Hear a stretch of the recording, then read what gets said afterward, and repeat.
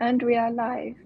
Hello, everyone, and welcome to this year's European Inventors Week and this Q&A with Dr. Carmen Hijosa in the context of our initiative. I'm Helena, and I'm a project assistant here at Think Young, and I'll be running this session today. But feel free to submit questions via whichever platform you're watching us on, and we'll get back to them later on in the session, and then I will ask them to come in. In a world filled with challenges that span the political spectrum and relate to many different policy domains, research and innovation are key to building a more resilient and sustainable society. Today, we want to inspire young minds across Europe to innovate and develop new ideas to solve some of the problems that we're all facing. We are honored to be joined by a special guest, Dr. Carmen Hijosa, inventor of Piñatex and Piña yarn, sustainable leather and textile alternatives made of pineapple leaves. As the effects of climate change become ever more apparent and the interest in environmentally friendly lifestyle changes increases, many people are turning to sustainable alternatives to traditional materials and resources. Ananas Anam, the company founded by Dr. Hijosa, produces natural textiles based on fiber from waste pineapple leaves. These sustainable alternatives provide a solution for brands looking to reduce their carbon emissions and meet their climate and sustainability targets. Welcome, Carmen. Thank you very much for joining us. Thank you very much for inviting me. Developing Piñatex and Piña yarn has been a long journey involving presumably a lot of research. What inspired you to invent these materials in the first place? Hi, everybody, and thank you for being there listening to us. What inspired me was really my experience in the Philippines. This was in the 90s, so lots of you weren't even born. Sustainability wasn't really something that was known or even heard or spoken about. Nevertheless, I was working with leather at the time, and I saw the toxicity of processes. I wasn't really happy, so it made me look for alternative to leathers. And then again, being in the Philippines, I realized that I needed to look into natural materials because I had them all around me, and I think this is quite an important thing. This product that I invented is used for fashion and accessories. So I was looking for natural fibers that were traditionally used in the Philippines. So I was looking for indigenous natural materials. I was looking for, and my inspiration was, if you like, the technology, but the tradition, because this was never put into industry before, the traditions and the skills of the people. And the inspiration was really all I had around me, and then I realized that this pineapple leaf fiber, which is very fine, but strong and flexible, it's plentiful. I mean, there's 27 million tons of waste because it's a waste material all around the world. But I also could see very clearly that it would really help local communities, the local industry. It would use less chemicals, less natural resources. And all this was the inspiration of what if, and I love this is my favorite question, I have it all the time with me, what if I use these fibers to develop a mesh-like material, not unlike leather, not unlike our skin. So in my imagination, I could see what I wanted to do, because of the qualities. And this took about 10 years, but nevertheless, today is there. Wonderful. 10 years in the making, but I think a lot of people would be fascinated by the product and would be interested to look up more about it afterwards. Can you describe some of the challenges you faced during the development of your innovations? Coming from the Philippines, I guess also the environment wasn't as easy as it is maybe in Western Europe to kind of develop products like this. Yeah, the challenges were quite a lot, really, because if you think again the time, sustainability was really not in people's minds, meaning that I had an idea to develop an alternative to a material, leather, that has been there for forever, right, from the beginning of our times. So the challenge really was more why, and how can you do something with these fibers that they have only been used as a beautiful, very light hand-woven textile. So that was the beginning. It was really this mental block in a way to think, doesn't make sense what you're saying. But then, the real challenge was then that I realized, because I am an entrepreneur, I'm a serial social entrepreneur, so I had a company already. I realized that I had to put myself wholeheartedly into what I wanted to do, to give myself the best chance and to give this idea the best chance. And that was a big challenge because I was already in my 50s. So imagine I remortgaged my house and left Ireland, which is like my country, not of birth, but my country in a way. I went to London to Royal College. I decided to do all this research through a PhD, which took 5 years. That was a big challenge, and particularly then to find the collaborations, links to people that could really understand what I was doing. So I think an invention is full of challenges. Everyone has a story that we can really put into a book in a way. But to me, it was really the challenge of people understanding why I was doing what I wanted to do, which was an alternative to a material that has been used traditionally. Second, that it was possible because there was no supply chain. Third, to have the network around me. This is not like you've got an idea and you've got a team of scientists working with you.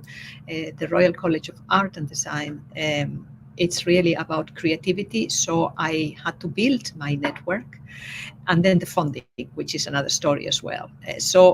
Lots of challenges. Lots of challenges, but it seems that it's not impossible even later on in life. So hopefully that's an inspiration for anyone to kind of rethink what they're doing if they're maybe unhappy with where they are currently. Yeah. Can you take us a bit through the process? Obviously, you said it was really complicated developing your team, so from the research side, but then also the marketing and everything. Can you take us through that process a bit more, and what other support maybe you wish had been available to you at the time? I think as inventors, creative people, we have to think there is always support available, right? So we have to be very agile. We have to be very bold in a way and say, okay, let's look at this. I think personally, how it was for me is that I went to the Royal College, Royal College of Art, because I knew that was the right place for me. So find the right family. You're going to need a family to take care of yourself, to support you. And I knew because it was creative, it was about textiles. It wasn't really hardcore science. It involved innovation. It involved science. It involved social responsibility, ecological responsibility, etc. My inspiration at the time was Cradle to Cradle, Waste Equal Food. Michael Braungart, you probably know this person, the head of Cradle to Cradle, right, with another person. So I think this is the kind of support I looked for, but then you have to try to talk to people, explain what you're doing, and usually people are quite positive and helpful if you bring them with you along the journey. So once I had my home in a way, and my idea had a home, it was more than an idea, by the way, I did develop it myself. So you need a lot of collaborations, and I only speak from my personal experience, meaning that imagine there is no supply chain, there is no industrial system to develop. So I had to go to the industry. I had to go in the Philippines to understand and how could I develop an extraction system to extract these fibers, not just by hand as they were doing it, because it was very traditional. Then to develop in the textile industry a non-woven process. So I had to look for collaborations, but I just have to give you a little story, and maybe something that you might keep with yourself is that most people that I have spoken to, like for example, I went to see a non-woven factory in the Philippines because the fibers are in the Philippines. I explained what I wanted to do, And I said, look, I don't have funding. I have this idea. I don't even have too much experience in the textile industry, but I would like if you could help me because you have the expertise to put this fiber into a nonwoven. Is it possible? Can you help me? And the owner of this factory, Mr. Tan, a very wonderful gentleman, said to me, Carmen, I'm going to help you because this will be good for the Philippines and for our people. And I think this philosophy and this warmth of people thinking, I'm going to help you because it's good for something. I found that throughout. I had to go to them finishing companies. I explained and I said, look, I don't have too much money, but they did help me. And then through my home, the Royal College, obviously you find I did some research with Imperial College. So I think the challenges are that you need to take one step at a time. You need to have a very clear plan in your mind, and then trust yourself, trust that what you're doing is really what you want to do, that you have a really strong belief in yourself, even if sometimes you think, oh my God, where am I going? You still have to have this belief in yourself that your idea is good for something. And this is the best network, with that idea, that enthusiasm, that absolutely love for what you want to do. You go and knock on doors, okay? Then funding is another thing. So that is the way I came to the end of my PhD. I had an exhibition, I had prototypes done, meaning that I could show the proof of concept. I could show that it was possible to make this product industrially because I had also proof of industrial processes. And then the market was just right because the market was that it was, again, let me think, it was 2015. Okay, the vegan was absolutely exploding, looking for alternative materials. So from there on, we started to get our first clients, we got funding, etc. So I hope this gives you a little bit of the journey. Yeah, it sounds like you had the idea at the right time to then hit the market when everyone else suddenly became more interested in the area. Yeah. You touched on having the confidence to kind of really own your idea and present yourself as that's kind of the whole package. You come and you're completely convinced by your own idea. Have you ever experienced a lack of that confidence or kind of imposter syndrome, or the fact that you maybe don't belong in the industry because you haven't come from the research development background? And if so, do you have any advice to other people? Because especially I think young people face that kind of challenge. If they haven't, especially just because they're young, they don't have the necessary experience, and then they're looked down on by industry giants. What advice would you give to people feeling that way, maybe? Yes, I think that's a really, really important question because I think this feeling of not being secure, is this good enough? Am I going to manage? It's very normal, by the way. Okay, we all have that feeling. And I think this is really what we need to say. Yes, okay, I don't feel maybe very strong. But, personally, what it was so important for me was that I knew one thing. I knew that my idea was going to really benefit a lot of people on our planet. And whatever gets you to feel strong that your idea has a real positive impact. I mean, today, look, the world that you are inheriting, it's quite difficult. It's more difficult than the world I had when I was your age. My point is that today you really have to understand that there is something, the most important thing is to really take care and help our human beings, but we have to take care of the environment. We have to take care of the planet. And if you've got this inner conviction that what you do, it's really important, it will really give you more strength because it is a fight. But I think I found very important to really, I write a lot, to write down, not just maybe if you are in science to write down, all the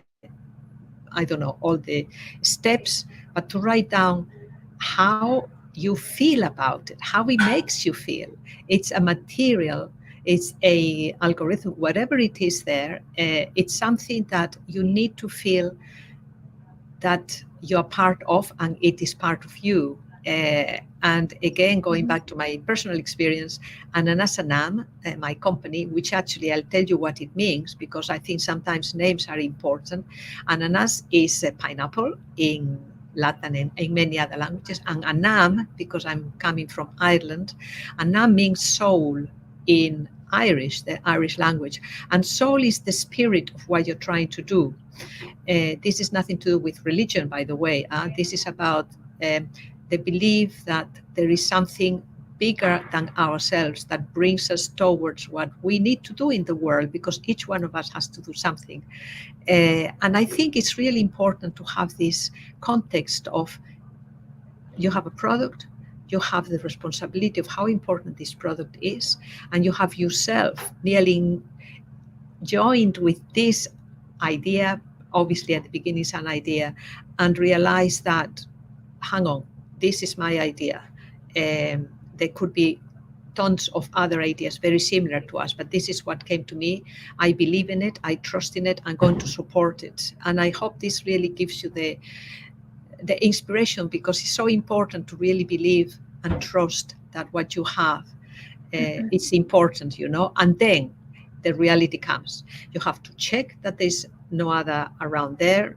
In a way, I was in a way lucky, because it was at the time when, Piñatex is the first plant-based fiber material in the market. So I was the pioneer. So it was good to be pioneer from the invention point of view, bad to be a pioneer because the market says, what's the point? It's too risky. But from the idea point of view, just look around, check everything. We can do so many searches and so many different things. But if you feel deeply that this is so important, this is what will make you go over the mountains and through walls and everything, because we need to be strong. Yeah. I think that's really inspiring, especially the fact that the kind of spirit of the pineapple almost, channeling that inner conviction is really important. And I think that's something that, it would also carry you through when things get tough. So then if it's something that you really, really believe in, that you want to share with the world for the greater good, that's really nice. Moving on slightly to something a bit more about intellectual property. So in 2021, you were a finalist for the European Patent Office's European Inventor Award. In the context of that nomination, you highlighted the positive role that patenting your innovation, so protecting what your idea, played in the journey of building your company and kind of developing it, bringing it to the market. Can you tell us a bit more about this, the administrative process, I guess, and how you think this protection of intellectual property is important? It's absolutely critical. To me, it was critical because I knew I wanted to bring this into industry. I wanted to build a business because that's what I did all my life, build business. So it really is important to have our ideas protected through a patent. And also, it's actually important to really look into this at the very, very beginning, because once you've got your idea out there, and in my case, it was a very real thing, it was a material, right? So before I could talk about it to anybody outside my circle of research and, this kind of protection field that you have to build around you a little bit, if you know what I mean. To show the material, to have exhibitions, to give talks, you really have to protect your idea. The first one, the first filing is not so difficult. My advice is, it's not so easy sometimes to find the right patent attorney or advice. Like EPO would be the right place to get advice. I didn't know EPO at the time, so again, you've got better opportunities. But also it's important to speak to the right attorney or advisor that understands your field, right? So don't forget that, again, in my particular case, I understand textiles very well. And I went through 3 different patent attorneys advise us, because at the beginning, it's all about advising. Because they could not understand my language. And when you have to write a patent, you have to really, your language is the patent. It's very important that you really do it in a way that really gives the biggest potential and the biggest exposure, if you like, at the reality of what you're trying to do. So going back, number one, super important to protect your idea. It's all you have sometimes, and as creative people, we feel that, oh, it's an idea and I've got so many ideas, this is the way. But it's not true. I mean, we have many ideas, but if we don't protect them, imagine, again, I have to put myself as an example. Imagine if I start developing Piñatex, starts having a business, and then I find that somebody in the other side of the world has patented that. That would really cut my business. And another thing, which is the reality check of why a patent is so important when you're looking for funding, because you usually don't have any assets, or at least most people don't have any assets. The asset and the most valuable asset to this day in my company is the patents, So you will get funding if you've got a patent. If you don't have a patent, most likely you will not get funding. And this is very critical. Yeah, I wasn't aware that that's so. I knew that they were important, but the fact that it's so crucial to having to kind of getting further funding, it makes sense. Well, I'll have one more question for you, and then we'll move on to audience questions, I think. So we'll get an opportunity for other people to submit theirs. So my last question would be something more connected to what's going on in Europe at the moment. So the EU Green Deal was announced a couple of years ago, and it's basically a target for the EU to become climate neutral by 2050, which is a huge challenge. It's a very ambitious target, which will require a lot of innovation across loads and loads of different industries and businesses. And I was just wondering whether you think the EU is currently doing enough to promote green invention among young people in particular, to kind of get them to own their future, if that makes sense.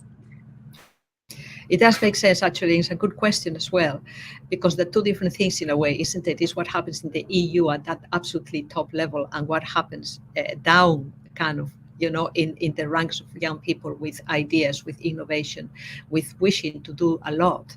So let's put it in different stages, because I think the European Green Deal is a really step in the right direction, okay? Because frankly, we need policies. We need policies to deliver less environmental pollution, cleaner air, loss of biodiversity, use of less water, better jobs. And they have to do it because, industries need to develop better supply chains, better systems. But, if we don't have these laws, I think it's the only way that we can have corporations. The biggest cause of where we are today is the big corporations, right? And the materialistic thinking that it is behind, because it's about selling, it's about, more consume more. It's really about buy, use, quick, dispose of, and buy it again. So we need these laws, we need these regulations to make sure that we stop that and the huge lobbying. I think it's really important. That's on the big picture. And in my company, we are really working at the life cycle. We are working, in our supply chain to make sure that we're nearly already there. So it's a very good thing, because it forces you to do things that otherwise you think, oh, you can leave, or we need to break even, or big corporations, we need to make more and more money. So important. But I think as creators, inventors, we are, again, maybe I have to say it again, but we are the forefront of the future. You are, right? And we need to go farther than this thinking. It's not about going by the law. It's absolutely creative thinking to make sure that our innovation does things that we don't need all these laws, because we're doing it right at the beginning. So I think you can see the difference. And I think, so it's not only about becoming carbon neutral, and this is to me very important, it's really to develop ethics and an understanding of our thinking and the potential of the positive impact that our thinking can have on countless people, be it health, being environment, being social, being, ecological, on the planet and the people, and how to do it right from the beginning. So I think, to me, this is really important. And how can we do that? That's, you can say, big words, right? For me, what helps me is to know that my work gives already more than 600 people in the country, in the Philippines, another 100 plus in Bangladesh, another 100 plus in Ivory Coast. So is this really empathy? Honestly, is the developing empathy and ethics and this profound understanding and respect for others and the impact that our actions can be positive or negative. We don't want any more negative impact. We have to carry this bloody, excuse my language, negative impact that you haven't even done yourselves, okay? But we can do better because we know better, and I hope this really makes sense to all of you, because to me it's so important, to understand that we need to care, we need to take the responsibility, and we need to think these big corporations, they've done it wrong because they didn't have people and planet in front of them. So now we need rules, we need barriers. They can't continue wrecking our planet, destroying communities. We can do better. And I think this is my message. That's really nice. I think it's something we can all take away with, and some positivity is direly needed, I think, in this area. We've got a couple of minutes, so I'd like to open the floor to whoever's watching us on various different platforms to submit your questions, and then I'll ask one or two. Okay. Right, so we've got one from Georgos. Thank you very much for submitting. Good morning. What is your advice for young people? Is there a way to start in order to become an inventor? Maybe try and keep your answers a little bit shorter, and then we can go through a couple of questions. Absolutely. You know what, Georgios, to be an inventor, you have to develop creativity, open mind. Think, this is a very good one. What if I invent something that I can jump into the cloud and go traveling in my cloud? This is really what it is. It's the what if, right? So open your mind, see nothing as the barriers around you, and then do a what if and what is in my heart that I want to do. That's it. Wonderful. Next one from Michelle. Thank you for the conversation. I'd like to ask, do you think inventiveness can be taught, or is it something that you're born with? No. We're all inventors. Just look at kids, they can invent. They can really tell you, again, talking about clouds, hey, that cloud is purple. And the teacher will say, no, they're not purple clouds, okay? So I think it can be taught. It should be guided, if you know what I mean. And we have to guide ourselves. Again, it's the same thing that I said before. There is no barriers to your imagination, and imagination, it's really the prior quality to invent anything. Because if I was totally confronted with this tannery, my God, the smell, the cow, the skins, whatever, I didn't have an answer straight away. But what I had is the what if, my God, I have to look around me. What have I got around myself, and what does it feel? And this feeling inside you of thinking, oh my God, I have to do something. If you see dirty water all around you, you say, I've got to do something. Something will happen. It will happen. Follow your heart. Yeah, I think that's a message for everyone. From Christina, do you find that markets in different countries have been more or less kind of welcoming to your product and interested in selling them? Many markets. We've got our product in 82 different countries, from big companies to small companies. So definitely there is a worldwide interest in using more transparent, sustainable, plant-based, and particularly waste-based, because to make our product, there is so much waste, 27 million tons that we can make, I think it's about 1.2 million meters, hypothetically, without planting one single pineapple, using land, water, pesticides, or fertilizers. So a lot of people like the product, and we're very proud that that is the case, because it's important for the planet. Yeah, thank you very much. It's nice to hear that you've been received, like welcomed with open arms. It's been a pleasure talking to you today. Thank you very much for all of your answers, and I hope that our listeners and watchers have been inspired by some of your comments. And yeah, if anyone wants to find out more, feel free to have a look at the European Inventors Week website, where you can see everything that we did last year, and also there'll be more information coming soon as the project moves forward. So I'll leave everyone with one last question, which is, what if you let your values drive your next career move? Thank you very much for your time, and we look forward to hearing from you soon. Bye. Thank you, Helena, and thank you everybody for being with us. Bye-bye for now. Bye-bye.